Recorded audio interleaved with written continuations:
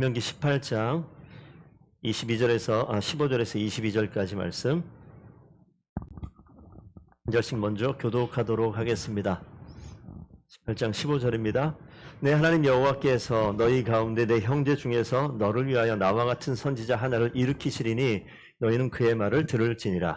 이것이 곧 내가 총회의 날에 호렙산에서 내 하나님 여호와께 구한 것이라. 곧 내가 말하기를 내가 다시는 내 하나님 여호와의 인석을 듣지 않게 하시고 다시는 이 큰 불을 보지 않게 하소서. 두렵건대 내가 죽을까 하나이다. 아멘. 여호와께서 내게 이르시되 그들의 말이 옳도다. 내가 그들의 형제 중에서 너와 같은 선지자 하나를 그들을 위하여 일으키고 내 말을 그 입에 두리니 내가 그에게 명령하는 것을 그가 우리에게 다 말하리라. 누구든지 내 이름으로 전하는 내 말을 듣지 아니하는 자는 내게 벌을 받을 것이요. 만일 어떤 선지자가 내게 전하라고 명령하지 아니한 말을 제 마음대로 내 이름으로 전하든지 다른 신들의 이름으로 말하면 그 선지자는 죽임을 당하리라 하셨느니라. 내가 마음속으로 이르기를 그 말이 여호와께서 이르신 말씀인지 우리가 어떻게 알리오 하리라. 만일 선지자가 있어 여호와의 이름으로 말한 일에 증언도 없고 성취함도 없으면 이는 여호와께서 말씀하신 것이 아니요 그 선지자가 제 마음대로 한 말이니 너는 그를 두려워하지 말지니라. 아멘. 오늘 말씀을 통해서 또 인생의 귀한 방향을 제대로 한번 붙들고 또 한 주간뿐만 아니라 내 인생 승리하는 귀한 인생 되겠다, 그렇게 결단하고 그런 은혜를 누리는 귀한 날 되기를 축복드립니다. 네, 오늘 제목을 보니까 당신은 왕입니다. 당신은 제사장입니다. 당신은 예언자입니다. 여러분은 하나님께서 세우신 왕이십니까? 라고, 예. 제사장이십니까? 제가 요 뒤에 선지자 쓰려다가 예언자라고 했는데 조금 약간 부담스러우라고 쓴 거예요. 당신은 예언자이십니까? 이 어감이 조금 그렇잖아요. 그러니까 예언자라고 하는 그 단어에 대한 우리가 가지고 있는 상식적인 정의가 있어서 이 말에 반응하기가 좀 어렵겠구나라는 생각을 좀 해봤어요. 예언자, 예언이 뭘까요? 예언. 주보에도 나와 있습니다. 제가 써놨는데 예언자는 다가올 미래를 미리 짐작하는 사람이다. 네이버나 이런 데 그 어학사전 찾아보면 그렇게 나오기도 해요. 가로치고 기독교라고 쓰고 기독교에서 말하는 예언에 대한 설명도 나와 있을 줄 몰랐는데 나와 있어요. 그래서 이런 게 다 있네. 예언 그러면 하나님께서, 이제 잘 보세요. 저를 좀 보시죠.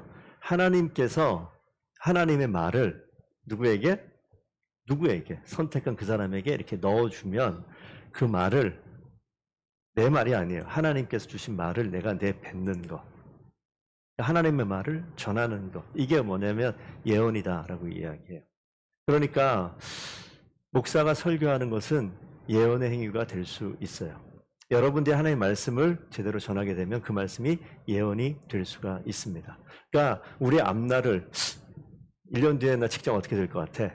한번 예언해봐. 이런 거는 예언이 아니고 이런 거는 우리가 그냥 타로 점집 가가지고 뭐 그렇게 하는 것들. 그래서 우리가 사용하는 성경에서 말하는 하나님께서 말씀하시는 예언의 의미와 밖에서 이야기하는 예언의 의미를 혼동시켜버리면 어떤 일이 벌어지냐면, 야, 그 사람 진짜 용하대. 이런 이야기가 이제 통하는 거예요. 그래서 용한 목사님 계셔. 이렇게 되는 거예요. 뭐예요, 그게? 용한 목사님이 뭐예요? 내 미래를 맞춘다는 거예요. 그거는 따라해 봅시다. 헛소리예요. 그렇게 얘기하는 목사님을 절대 안 따라가면 여러분 건강한 신앙생활 할 수 있습니다. 예, 절대 그러시면 안 돼요.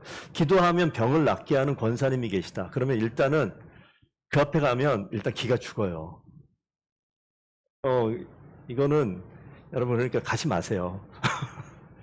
그리고 그 영혼을 위해서 기도해 주세요. 오늘 약간 옆으로 샜다가 다시 돌아오는데 신명기 말씀을 잘 보시면, 지금 신명기를 계속 보는데 이 큰 그림을 좀 보셔야 돼요. 우리가 이 땅 가운데 처음부터 성인으로 태어난 사람 없죠? 내 나이가 지금 50대, 40대, 30대, 20대. 승현이가 제일 어린가? 아니구나. 민찬이. 10대도 아닌 5살. 태어날 때 20살로 태어난 사람 아무도 없어요. 태어날 때 신생아라고 이야기하는 이제 그냥 내버려두면 죽을 수밖에 없는 그 모습으로 태어나서 어찌어찌 살다 보니까 지금 이 자리까지 와 있는 거예요.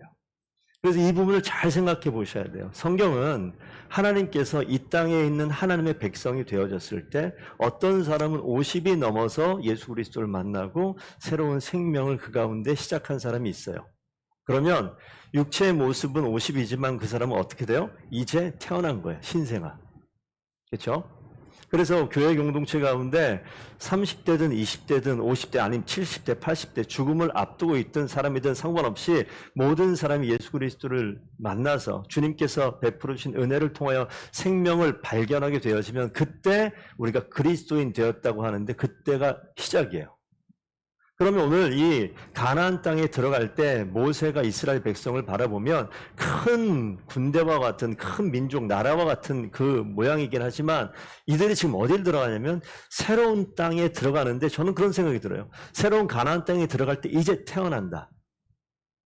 이제 태어나는 거예요. 그 땅 가운데 하나님께서 이제 이 태어난 신생아 같은 이 민족을, 이 백성들을 어떻게 하나님 말씀의 터 위에 정말 건강하게 자라게 할까라고 하는 매뉴얼을 보여주는 게 신명기예요.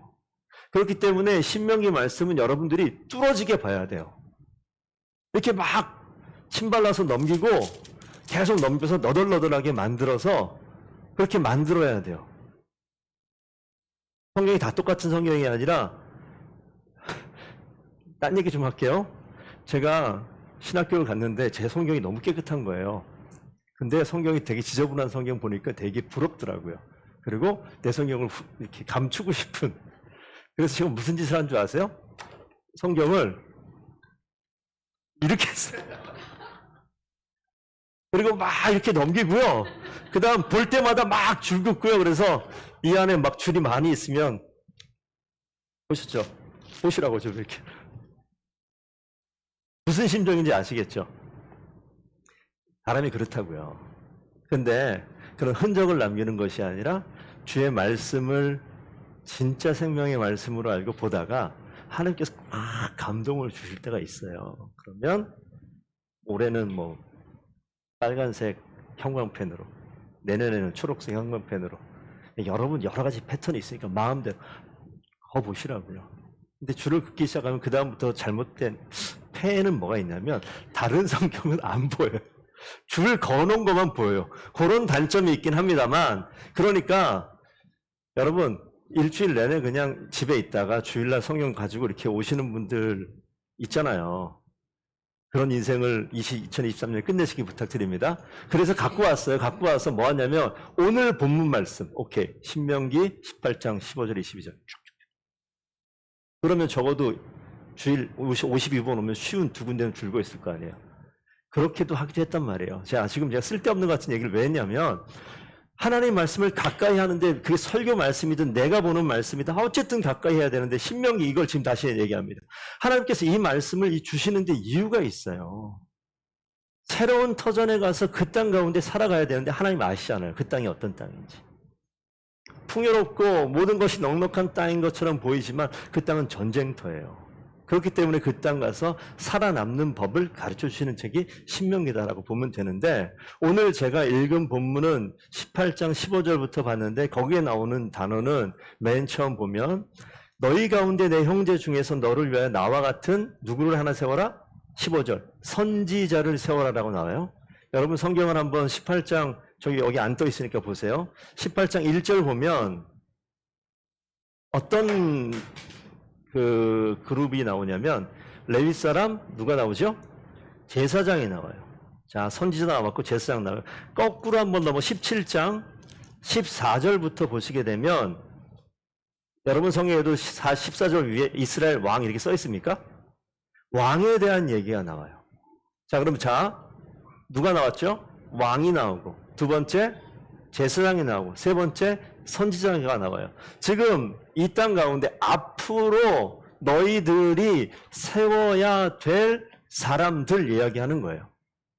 앞으로 새로운 가나안 땅에 들어가서 하나님께서 이 공동체를 살리기 위한 어떠한 조직을 만들어내는데 그때 필요한 게 하나는 제사장이고 하나는 왕이고 하나는 선지자다라고 이야기하는 그림을 오늘 말씀하고 있습니다. 이 그림을 좀 넣고 계시고, 그렇기 때문에 여러분들은 왕이 무엇인지, 제사장이 무엇인지, 이 예언자, 선지자가 무엇인지에 대한 분명한 이해가 있어야지 하나님께서 이 땅 가운데 대한민국 이 송도 땅에 아니면 연수구에 아니면 인천 어떤 지역에 여러분 있게 하셨을 때 우리가 살아가는 삶의 방식이 있는데 그건 우리가 그냥 익혀 배운 삶의 방식이에요. 은행 직원이 있습니까? 은행 직원들 가게 되면 해야 될 일이 있어요.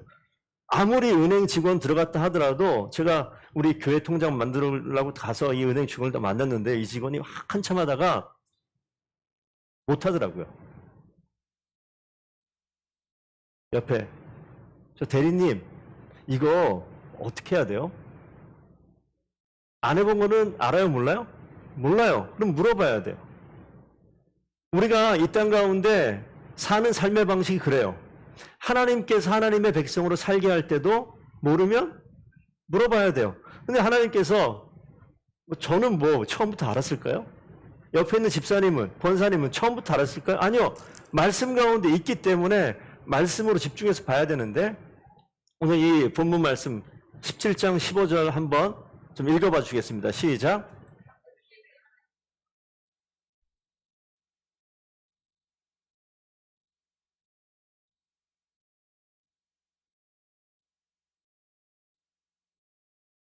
십오 절 이후에 있는 걸 제가 줄여서 해놨기 때문에 말이 좀 이어지지 않습니다. 대신에 좀 보세요. 하나님 여호와께서 택하신 자를 세우는데 가운데 앞에 제가 주황색으로 뭐라고 써있죠? 내 형제 중에서. 제사장도 그렇고, 제사장은요 어차피 보세요. 레위 지파 가운데 세우니까 당연히 그 형제 중에 있는 거죠. 12지파 가운데 한 지파. 내 형제 중에서, 형제라고 얘기하는 것은 하나님의 백성 안에서 이야기하는 거예요. 그러니까 하나님께서 이 지도자들을 세우는데 선지자를 세우고 왕을 세우고 제사장을 세우시는데 누구를 세우냐면 형제 안에서 세우는 거예요. 하나님 백성 안에서 하나님의 자녀된 사람 속에서 세우는 거예요. 그래서 하나님께서 그 이방 땅 들어가서 이방 땅 가운데 이 백성들을 신생아와도 같은 이 백성들을 안전하게 자라가게 하기 위해서 이들을 어디 가운데? 하나님의 자녀들 가운데 사람을 세워요. 이건 선지자를 세울 때도 너희 가운데 이렇게 나오고, 제사장을 이야기할 때도 너희 형제 중에서 이렇게 나오고, 왕을 세울 때도 마찬가지. 지금 왕을 세울 때인데 이렇게 나오는 거예요. 근데 보세요. 왕을 세울 때 조심해야 될 거. 첫 번째, 왕이니까 권력이 있잖아요. 가장 높은 자리 있잖아요. 뭘 많이 두지 마라? 병마를 많이 두지 마라. 권력의 힘입니다. 아내를 많이 두지 마라. 그 당시 아내를 많이 두는 것은 그 당시 시대적인 상황 속에서 가능했던 일이고 당연한 일이었었는데 뭐라고 얘기합니까? 아내를 많이 두지 마라. 유혹의 빌미가 된다라고 이야기해요. 그리고 뭘 두지 마라? 은금을, 재물을 많이 쌓지 마라. 재물이 많이 쌓이면 어떻게 됩니까? 넘어져 가는 거예요. 그러니까 우리가 통치자가 이 중심에서 항상 넘어지는 게 첫 번째는 권력이고 두 번째는 유혹이에요. 그래서 돈, 권력, 섹스, 이 책 제목도 있잖아요. 그래서 병마와 아내와 은금을 바라보고 싶어 하는 게 우리의 마음이에요. 육신의 정욕과 안목의 정욕과 이생의 자랑을 쫓아가는 게 마음이라고. 그러니 왕을 모델로 세워서 그 모델을 통해서 통치할 때는 하나님의 방법대로 통치할 것이고 내가 살아갈 때는 그 모습 가운데 우리 점검하는 거죠. 그래서 질문해 보겠습니다. 여러분은 지금 무엇을 가장 강력하게 쫓아가고 있습니까? 병마인가요? 은금인가요? 아니면 유혹거리인가요? 우리 물어볼 수 있어요. 내가 교회 가운데서 하나님의 말씀을 내가 쫓아가겠습니다라고 이야기하는데 자, 교회 예배 끝났고 문 열고 나갔는데 일터로 딱 갔어요. 그러면 무엇을 내가 쫓아가고 있습니까? 한번 여러분 동그랗게 원을 그려놓고 그래프를 그려놓은 다음에 이게 뭐예요? 이게 뭐죠? 그래프가 아니죠. 이거 해놓고 한번 해보세요. 내 마음속에는 권력의 욕이 얼마나 많이 있는가? 높은 자리에 올라가고 싶은 마음이 얼마나 있는가? 내 마음속에는 여자나 유혹이나 이런 유혹들이 얼마나 있는가? 아니면 내 가운데 재물에 대한 욕심이 얼마나 있는가? 하나님은 몇 %를 차지하는가? 그럼 해답이 나오는 거예요. 해답이 나오는 거죠. 그러고 난 다음에는 우리 결정해서 볼 수 있는 거예요. 그 뒤에 보시게 되면 대신에 그런 거 말고 뭐라고 써 있습니까? 왕이 오르거든 율법의 등사본을 레위 사람 제사장 앞에서 책에 기록하여. 이건 지금 새벽에 설교했던 부분이긴 한데 아직 왕이 없어요. 가나안 땅 들어가서 여호수아 다음에 사사시 지났는데 한참 뒤에 나오는 거예요. 그럴 때 율법서라고 얘기하면 모세오경이라고 얘기하는 이 토라 이 말씀일 거예요. 이 말씀을 앞에서 책을 기록을 해가지고 뭐합니까? 평생 자기 옆에 두고 어떻게 하라고요? 읽어. 우리 이건 잘해요. 평생 내 옆에 두고. 이건 잘하잖아요. 우리 집에. 평생 내 옆에 두잖아요. 평생. 차에도 있죠. 차에 없나요? 어떤 차는 가끔 보면 그 차 뒷좌석 뒤에 거기에 성형책 올려가 있는 거 봐요. 그러면 근데 불법 주차 막 이런 거. 예, 그런 거 있어요. 그러니까 여기 보면 내 옆에 두는 거 잘 두긴 하는데 뭐 하라고요? 읽어라, 읽어라. 그렇지 않으면 하나님 경외하는 걸 배울 방법은 없다. 그래서 왕을 통해서 보여주신 건 뭐냐면 우리가 우리 인생을 어떻게 통치할 것인가, 하나님이 우리를 어떻게 통치하시는가, 하나님께서 우리에게 원하시는 게 무엇인가 다시 한번 점검하라고 얘기하는 거죠. 왕은 그렇습니다. 그럼 그 다음 거 제사장이 나왔어요. 18장 우리 안 읽었는데 2절, 5절, 13절 나오는데 그 세 구절을 한번 읽어주십시오. 시작.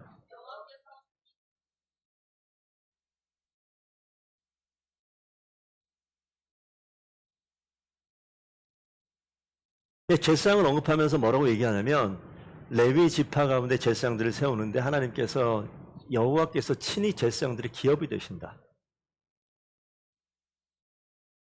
사실 12지파 레위 지파 빼놓고 나머지 사람들에게는 하나님께서 땅을 다 분배해 줘요. 재산을 나눠준다고요. 근데 여호와 하나님이 너희의 재산이 된다라고 얘기하는 거예요. 하나님이 재산이 되면 어떤 일이 벌어질까요? 가능한 이야기일까요? 근데 이 말씀을 제가 이렇게 보다가 이게 뭘까? 그러면서 뭐가 나오냐면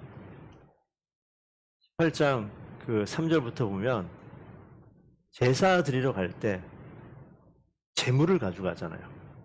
그럼 제사장들은 레위 지파들은 어떻게 먹고 사냐면 일을 안 해요. 땅이 그들에게 분배되어 있는 게 따로 없습니다. 그러다 보니까 이 사람들에게는 48개 성읍을 허락해 줘요. 거기에 살긴 합니다만 그들이 먹고 살 만한 재산이 없는데 하나님께서 제사를 누구에게 집전하게 하냐면 레위 지파와 제사장들에게 제사를 맡겨요. 그런데 모든 그런 다른 이스라엘 백성들이 예배하러 올 때 재물을 가지고 오잖아요. 그 재물이 누구 겁니까? 하나님 거다라고 얘기하지만 오늘 여기 보게 되면 18장 3절 제사장들이 백성에게 받을 몫은 이러하니 몫이 있대요. 받을 몫이 있다 그러는 거예요. 그게 뭐냐? 뒤에 보니까 재물이나 소나 양이나 앞다리, 두 볼, 엉덩이살이겠죠. 위라.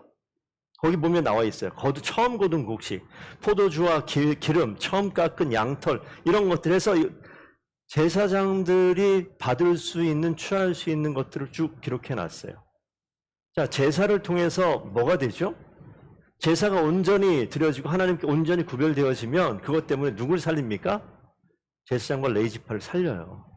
온전한 제사는 그냥 하나님께 올려드린다 이것뿐만 아니라 실제 레위 지파 그룹들 제사장들을 생명으로 살려내는 수단이 되기도 해요.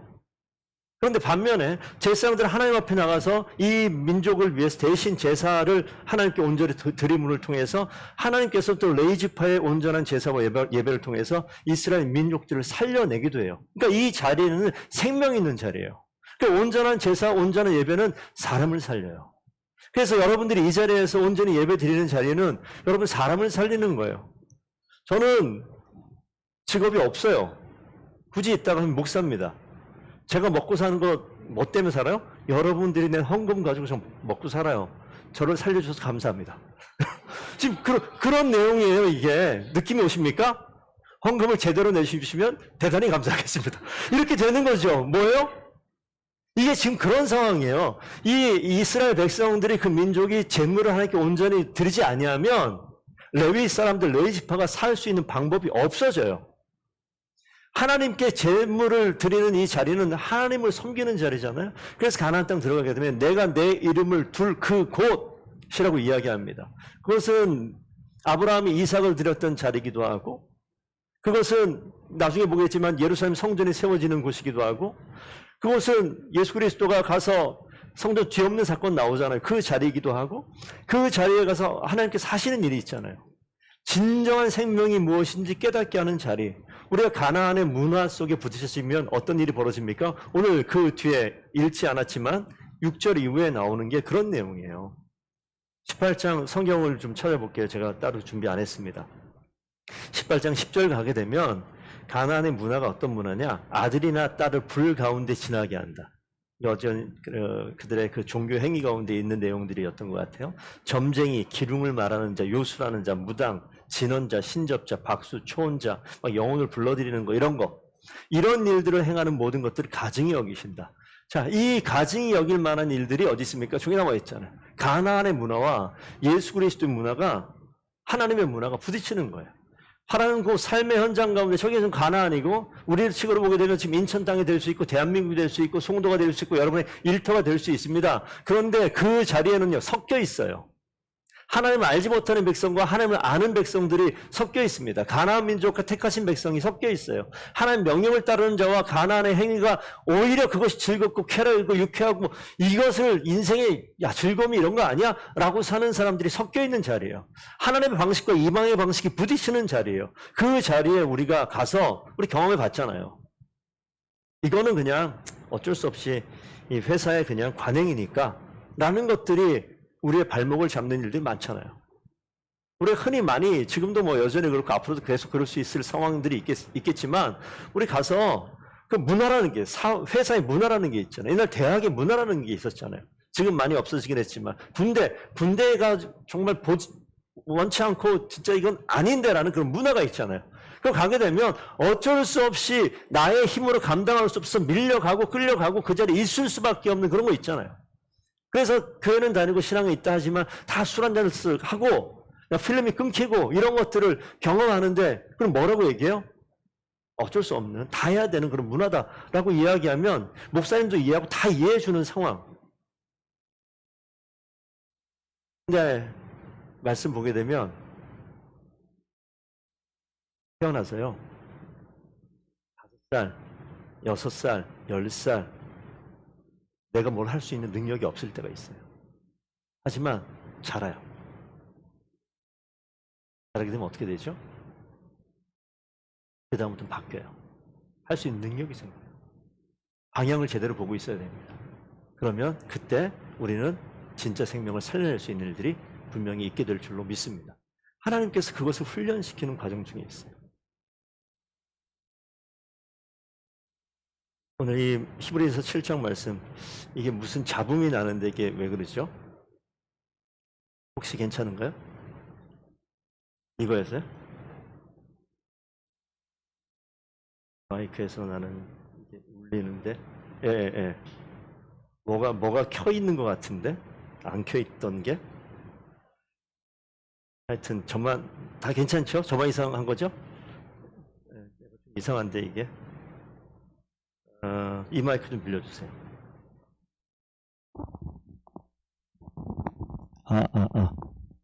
하나, 둘, 셋. 들리시나요? 네. 하나님께서 제사장을 세우는 그 이후에 한번 모습을 좀 봤으면 좋겠습니다. 자, 히브리서 말씀 보면 율법은 약점을 가진 사람들을 제사장을 세웠다 이렇게 써 있어요. 약점이 있는 사람, 우리가 약점 있는 사람이잖아요. 그런데 율법 후에 하신 맹세의 말씀은 영원히 온전하게 하신 아들을 세우신다. 우리 제사장 이야기를 하면서 우리가 오늘 중심은 아니지만 오늘 좀 보면 좋겠는데, 그 히브리서 10장 11절 말씀 밑에 있는 말씀 한번 읽어주십시오. 시작.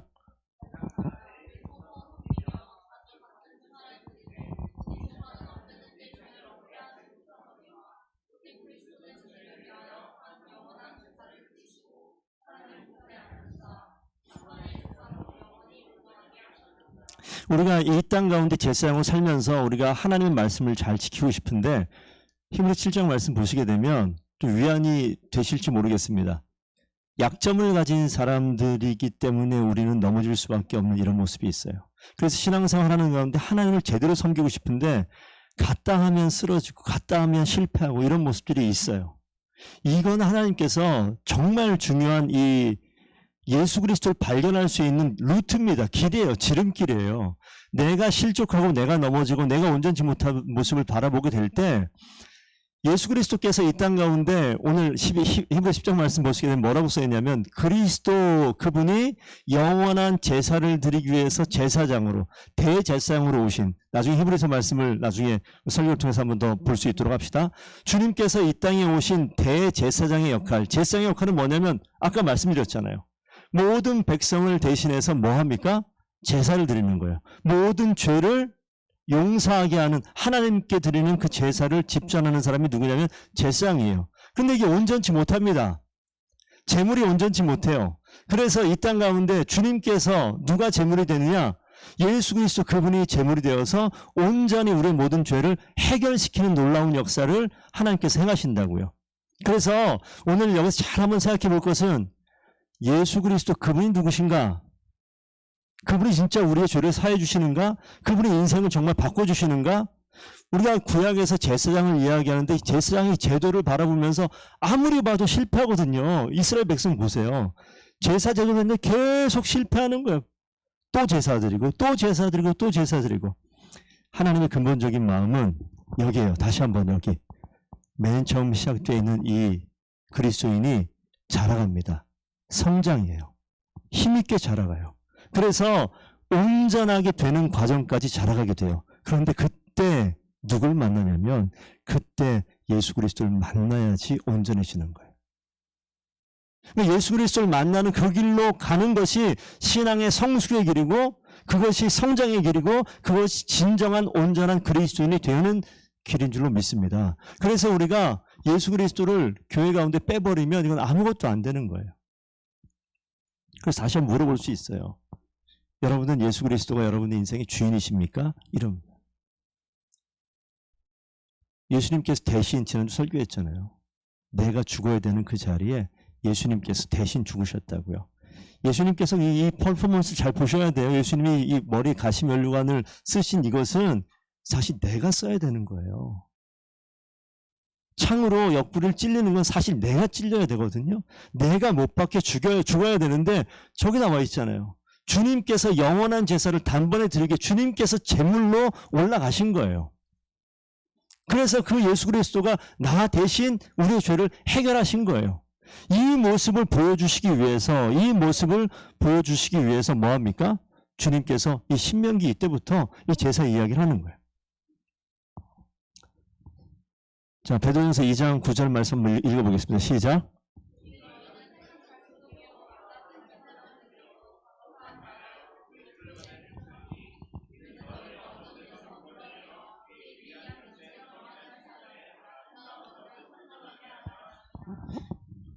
하나님께서 우리 뭐라고 얘기합니까? 우리는 택한 족속인데 왕 같은 제사장이다. 우리 왕이래요.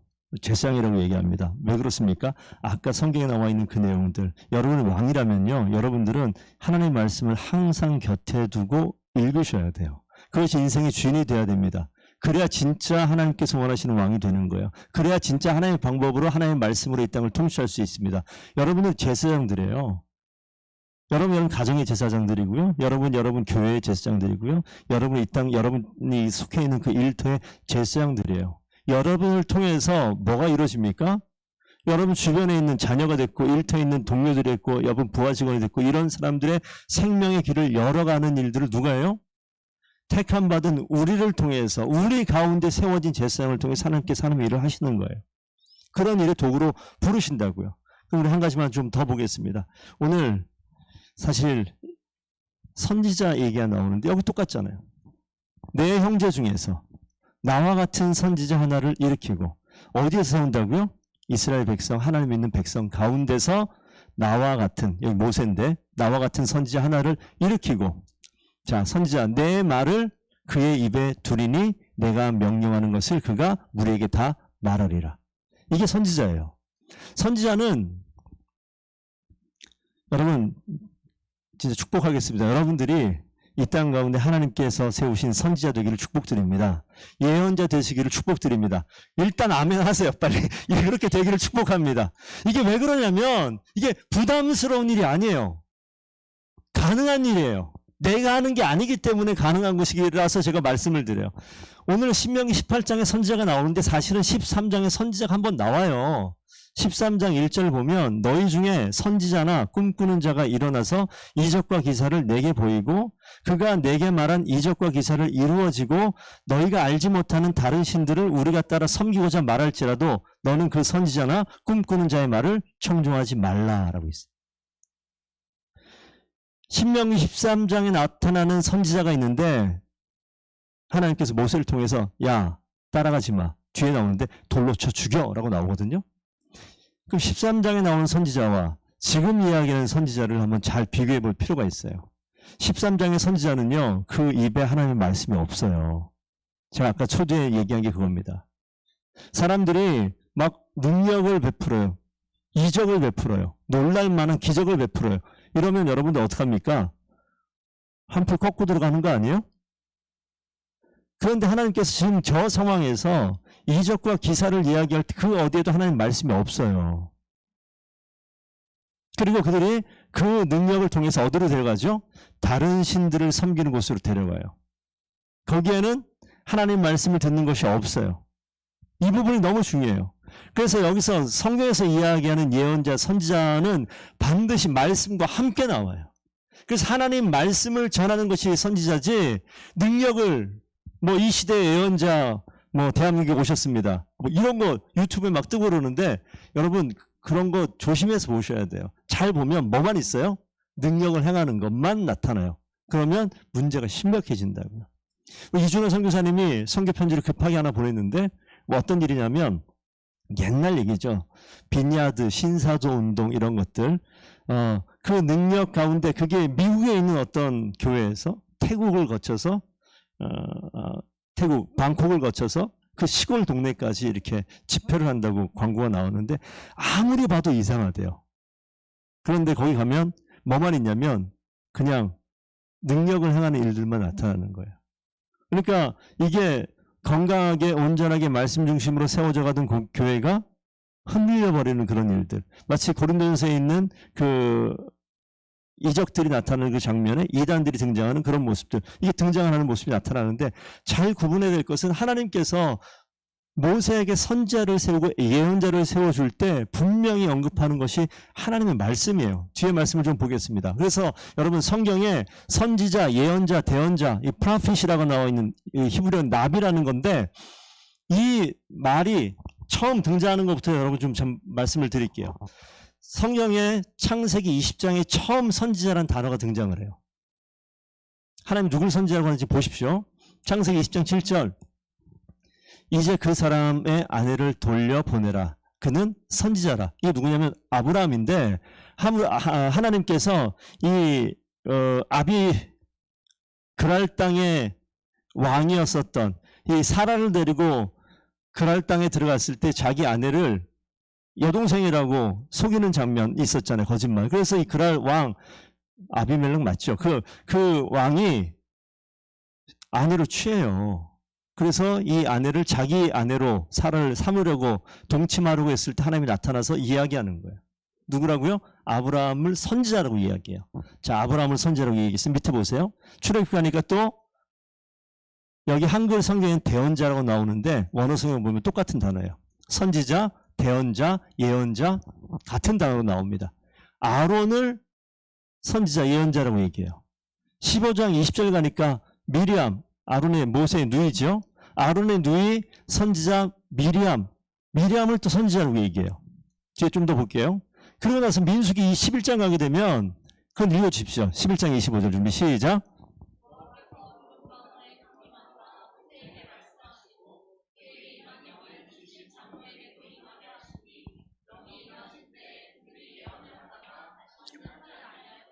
여기 보면 아까 보니까 아브라함이, 그리고 모세는 이미 나왔고, 아론과 미리암과 뒤에 가니까 민족의 리더들인데 70 장로를 세우는데 그들 가운데 하나님의 영이 임해요. 그래서 좀 여러분 빨리 눈치채셔야 돼요.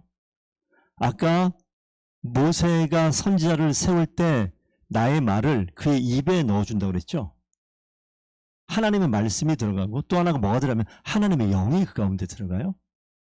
그래서 70명 장로들에게 뭐합니까? 그들이 예언, 이게 예언이란 말이 여기 나오면 똑같이 선지자라는 그 단어랑 같이 써요. 그래서 예언과 대언과 선지라고 얘기하는 이게 지금 같은 뜻으로 이야기하는데, 성경에서 이야기하는 예언자다 선지자다고 얘기할 때 뭐가 있어요? 그 밑에 민수기 11장 17절 보면 내가 강림하여 거기서 너와 뭐합니까? 말하고 내게 임한 영을 그들에게도 임하게 하리라. 그러니까 말과 영이, 하나님의 말씀과 하나님의 영이 그 가운데 들어가는 거예요. 이 영은 창세기 1장 맨 처음 2절에 이렇게 나와요. 여러분 창세기 1장 1절은 태초 하나님이 천지를 창조하시니라. 1장 2절 외워봅시다. 하나 둘 셋. 오!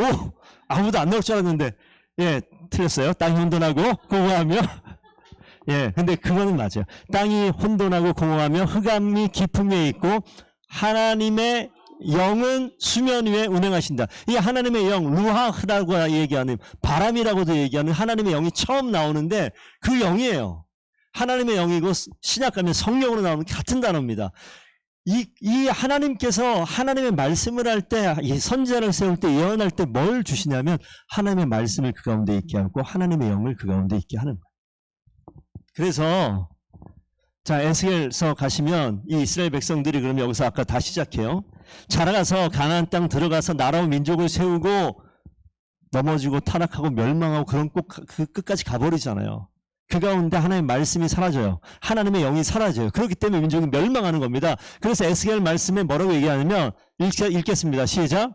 또 새 영을 너희 속에 두고 새 마음을 너희에게 주되 너희 육신에서 굳은 마음을 제거하고 부드러운 마음을 줄 것이며 또 내 영을 너희 속에 두어 내 율례를 행하게 하리니 너희가 내 규례를 지켜 행할지라. 아멘. 보시게 되면 그래서 이 하나님께서 진짜 원하시는 거, 왕을 세우고 선지자를 세우고 제사장을 세우고 선지자를 세울 때 하나님께서 이 땅 백성 가운데 모든 백성이 선지자가 되기를 원한다라는 말씀이 있어요. 뒤에 좀 보여드릴게요. 하나님께서 이 땅 가운데 모든 백성이 선지자가 되기를 원해요. 모든 백성이.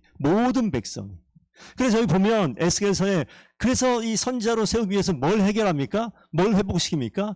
이 가운데 하나님의 말씀과 하나님의 영이 있어야 되는데 이 말씀과 영이 사라진 사람들에게 새 영을 주시는 거예요. 새 말씀을 주시는 거예요. 그래서 이 우리가 하나님 앞에서 부드러운 마음을 우리가 품어야 되는데 이 부드러운 마음이 없어져 버렸어요. 하나님의 영이 이 마음을 굳어진 마음을 부드러운 마음으로 바꾸시고 그래서 뭐합니까? 내 율례를 말씀을 행하게 말씀을 지킬 수 있게 하신다는 거예요. 그러니까 하나님의 영이 없으면 하나님의 말씀이 없으면 그 누구도 하나님의 말씀을 제대로 대언하지 못하고 살지 못합니다. 그래서 말씀이신 그분이 요한복음 1장 14절 말씀이 육신되어 우리 가운데 거하심에 예수 그리스도가 그래서 이 땅 가운데 우리 가운데 말씀이 사라져 있는 이 세대에 주님이 오셔서 말씀이 육신되어서 이 땅 가운데 오셔서 우리의 인생을 바꾸기를 원하는 거예요. 그래서 아버지 독생자의 영광과 진리와 은혜가 충만하게 말씀하시는 자, 제가 시간 때문에 빨리빨리 하는데 이 마지막입니다. 마지막. 우리 아까 읽었던 말씀을 다시 한번 되새겨 봅시다. 베드로전서 2장 9절 보면 너희는 택하신 족속이요 왕같은 제사장이요 거룩한 나라요 하나님의 소유된 백성이다. 이 땅 가운데 있는 우리를 불러요. 불러서 너희를 어두운 데서 불러내서 그의 기이한 빛에 들어가게 하신 자의 아름다운 덕을 선전하게 하심이라. 우리 하나님이 자녀 되었을 때 그 길을 아는 우리가 이걸 선전하라는 거예요. 선전하라는 거예요. 전하라는 거예요. 전도라는 용어를 쓰는데 이 생명 있는 것, 부드러워진 마음 가운데 하나님 말씀과 하나님 영이 임한 이 능력을 가지고 전하라는 거예요. 우리 4월달 되면 더본 라이프웨이를 다시 하죠. 그때 우리가 뭐 해야 되냐면 우리 주변에 예수를 알지 못하는 빛이 무엇인지 몰라요. 그냥 빛이라고 그러면 요즘은 나이트라고 안 그러죠. 제 나이가 많아서 나이트. 그런데 빛을 쫓아가는 그런 거 말고, 근데 뭐라 쫓아간단 말이에요. 뭐가 반짝거리니까 따라가는 거예요. 근데 하나님에서 말씀하시는 이 기이한 빛이라는 것을 누가 인도합니까? 아는 사람이 인도해야지, 아는 사람이. 여러분들이 하나님의 생명을 알고 하나님의 빛이신 그분을 분명히 알게 되기를 원합니다. 그 크리스마스 성탄절 보시게 되면, 다음에 하겠습니다. 예. 마지막 민수기 11장 29절 밑에 한번 읽어보겠습니다. 여호와께서